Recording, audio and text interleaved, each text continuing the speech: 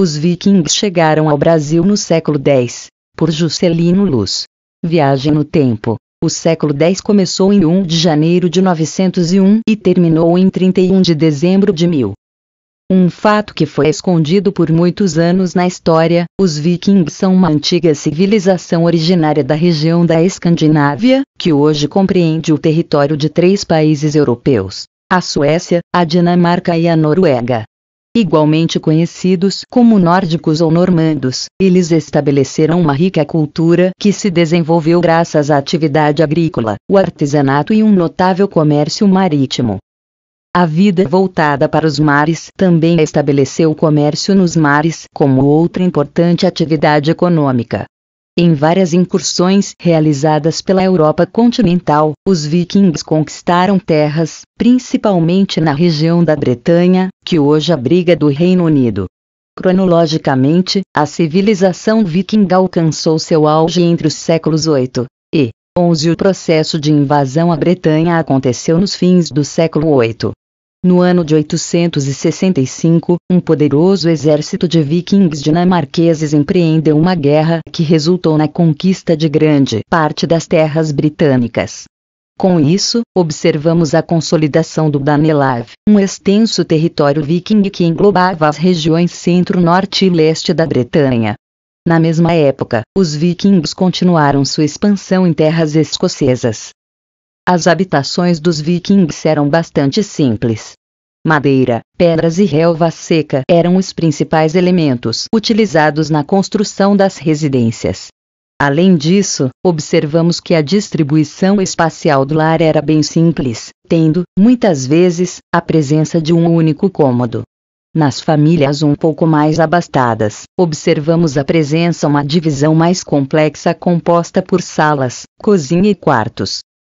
Em razão das baixas temperaturas, os vikings tinham expressa necessidade de uma vestimenta que pudesse suportar as baixas temperaturas do norte europeu. Geralmente, combinavam peças de tecido com couro e peles grossas que pudessem manter o seu corpo aquecido. Além disso, podemos ainda destacar que toda a população apreciava a utilização de acessórios em metal e pedra. A organização familiar viking tinha claros traços patriarcais, sendo o homem o grande responsável pela defesa da família e a realização das principais atividades econômicas. Dedicada aos domínios domésticos, a mulher era responsável pela preparação dos alimentos e também auxiliava em pequenas tarefas cotidianas. A educação das crianças era delegada aos pais, sendo eles que repassavam as tradições e ofícios vikings. O rei era a principal autoridade política entre os vikings. Logo em seguida, os condes e chefes tribais também desfrutavam de grande prestígio e poder de mando entre a população. O poder de decisão entre os locais tinha certa presença entre os vikings. Reunidos ao ar livre, discutiam a elaboração de suas leis próprias e as punições a serem deferidas contra os criminosos. Na era das aventuras marítimas dos vikings, 780/1070 d.C., o resto da Europa cristã era menos propenso a sair. O Império Muçulmano, que controlava o Mediterrâneo, atingira sua máxima extensão partindo dos Pirineus, atravessando Gibraltar, dando a volta no noroeste africano e através do Médio Oriente até as praias do Rio Indo no final do século VIII, com a subitaneidade do relâmpago, hordas de nórdicos, viajando por mar, abalaram os povos à volta do Mar Báltico e do Norte. Séculos antes, esses nórdicos de língua germânica tinham se fixado na península setentrional da Europa, divididos em dinamarqueses, suecos e noruegueses. Aonde quer que os normandos fossem através da Europa, revelaram uma enorme capacidade de adaptação. Na França e na Alemanha, encaixaram-se na hierarquia feudal, na Inglaterra catalisaram a nação para unificá-la e ajudaram a consolidar a Rússia com seu comércio ao longo das vias aquáticas. Na Sicília desempenharam um papel diferente, pois eles encontraram uma comunidade poliglota e muitas religiões e se tornaram mediadores. Sob os auspícios tolerantes de um rei normando, Rogério II, a brilhante corte de Palermo se tornou uma movimentada encruzilhada na Europa, um lugar onde as ideias e as artes se cruzavam entre si. Além disso, foi um normando, Tancredo, que comandou a primeira cruzada na tomada de Jerusalém e, depois disso, fundou outra espécie de reino normando na Síria. A chegada dos vikings ao Brasil nesse processo de expansão, também responsável pela colonização de diversas terras nórdicas, os vikings acabariam antecipando em 5 séculos a viagem feita por Cristóvão Colombo e por Pedro Álvares Cabral. Por volta do ano 1003, segundo vestígios encontrados na costa leste do Canadá, um grupo de vikings dominou algumas terras nesta região investigada e chegaram com barcos no Brasil pela costa nordestina e de lá caminharam por longos dias e ficaram por mais de 3 meses no Brasil. E provavelmente deixaram alguns vestígios que podem identificar sua presença no Brasil. Muito antes de que Pedro Álvares Cabral, que apenas teve acesso em 1500, e esses vestígios devem estar em algumas regiões que passaram bem como das provas materiais que levaram para a Noruega, Dinamarca ou Suécia no século X. Contudo, naquela época, as dificuldades de fixação e o confronto com os povos nativos acabaram dando fim a essa empreitada. Com o processo de cristianização da Europa, ao longo da Idade Média, os vikings foram paulatinamente convertidos a essa nova religião. A dissolução da cultura viking acontece entre os séculos XI e XII. Os vários conflitos contra os ingleses e os nobres da Normândia estabeleceram a desintegração desta civilização, que ainda se encontra manifesta em algumas manifestações da cultura europeia.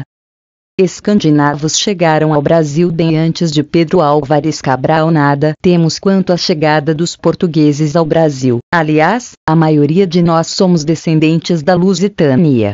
Por outro lado, ninguém sabia em Portugal, talvez, nem o rei Manuel I, e no Brasil, quanto à chegada de Pedro Álvares Cabral, em 1500. De que haviam detalhes sobre as expedições vikings, mas certas rotas abertas por eles costumam ser atribuídas a grupos específicos. A expansão em torno do Mar Báltico e pela Rússia foi provavelmente obra dos suecos, rota em vermelho. Já os noruegueses seriam os responsáveis pela colonização da Islândia, pela descoberta da Groenlândia e do Canadá, verde escuro, ou seja, teriam chegado à América quase 5 séculos antes de Colombo e de Pedro Álvares Cabral. A última grande rota era dos vikings dinamarqueses, que controlaram parte da Inglaterra, cruzaram o Estreito de Gibraltar e chegaram até a Itália, verde claro, e também chegaram ao Brasil no começo do século X. Luta sem chifres. Os vikings costumavam lutar a pé, usando uma espada como arma principal, mas carregavam também machado, lança e, às vezes, arco e flecha. Apesar de sua imagem ter ficado gravada no imaginário popular com aqueles capacetes de chifres, eles provavelmente só usavam essas peças em cerimônias religiosas. Casco. O desenho em forma de V, desenvolvido no século VIII, tornava mais eficiente o deslocamento sobre a água do mar, permitindo maiores travessias. O casco, formado por pranchas de carvalho, era especialmente flexível, leve e resistente. Tecnologia avançada. Os possantes barcos vikings tinham velas e cascos especiais. Mastro. Não existia só um modelo de barco viking, mas havia geralmente algumas características comuns entre eles. O mastro, por exemplo, era feito de pino e podia ser baixado e levantado durante a viagem, para adaptar-se às condições do vento e às necessidades da navegação. Vela. Foi a partir do século IX que os barcos vikings passaram a ser impulsionados por vela, além dos tradicionais remos. Na forma de retângulo ou trapézio, a vela era feita com a lã de um tipo especial de ovelha, cuja oleosidade a tornava impermeável e ultra-resistente. Remos e viagem em rumo ao Brasil. A chegada ao Brasil foi muito difícil. Estavam em cada barco, pelo menos 30 homens. Remavam o barco de cerca de 25 metros de comprimento. Foram num total de 4 barcos do mesmo tamanho com muitos homens nesses barcos. Eles entravam em ação nas manobras em águas rasas e na abordagem de navios inimigos, e nesse caso nada encontraram a caminho das Américas do Sul, América do Norte e América Central. Um remo no lado direito da traseira da embarcação servia de leme. Para se protegerem, os vikings encaixavam escudos no casco e passavam os remos por um buraco no centro dele.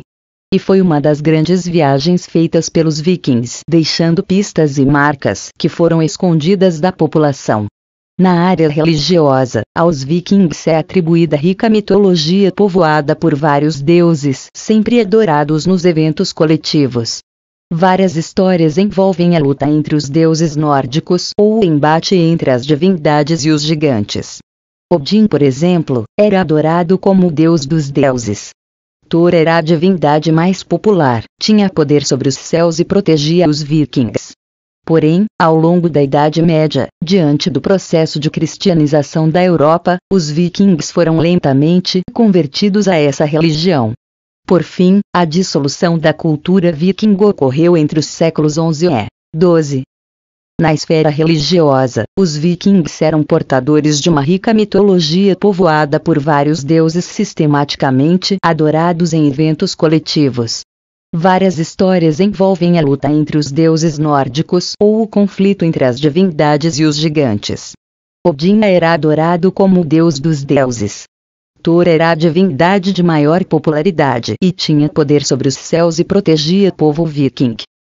A partir do século XI, esse excedente populacional diminuiu, esgotando a capacidade dos clãs de recrutarem novos guerreiros para suas perigosas viagens. Foi o início do fim desse modelo de sociedade nos países nórdicos. O rei Olaf II Haraldsson, que subiu ao trono da Noruega no ano de 1015, é considerado o último chefe viking tradicional. Por final, e diante de inúmeros conflitos contra os nobres da Normândia e os ingleses, acaba-se por estabelecer o fim desta civilização. Entretanto, ainda se encontra presente em algumas manifestações da cultura europeia. Professor Juscelino Nóbrega da Luz.